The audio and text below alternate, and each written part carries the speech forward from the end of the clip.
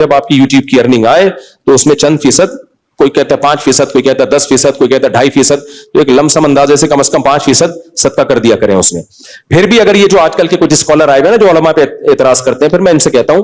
کہ اگر تم یوٹیوب کی ارننگ کو حرام کہتے ہو نا تو پھر تمیز سے حرام کہو, دوغلی پالیسی اختیار مت کرو, کیونکہ جس کی آمدن حرام ہوتی ہے نا اس کی چائے پینا بھی حرام ہے. پھر سمجھ رہے ہو, پھر یہ نہیں بولو کہ مذہبی اسکالرز جو ہیں ان کے چینل مونیٹائز ہوئے ہوئے ہیں یہ حرام کھا رہے ہیں, پھر جتنے ولاگر ہیں سب حرام کھا رہے ہیں. یہ کمبخت وہاں ایک لفظ نہیں بولیں گے, ان کے ہدیے بھی لیں گے,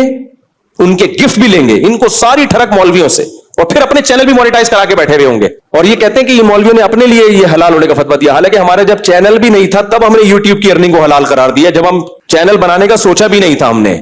کیونکہ مفتی جب کسی چیز پہ بحث کرتا ہے نا تو اس کے پاس ایک علم ہوتا ہے, وہ اس کے ہر چیز کو اس کا مقام دے گا. اگر اس کو حرام کہتے ہیں تو سب سے بڑا مسئلہ پتہ ہے کیا, ٹی وی میں جتنے اینکرز ہیں سب کی تنخواہیں کیا ہیں, پھر حرام ہے. کیونکہ ٹی وی اینکروں کو جو تنخواہ دیتا ہے, پیسے دیتا ہے, وہ اشتہار کے بدلے میں جو آمدن آتی ہے اس کے دیتا ہے.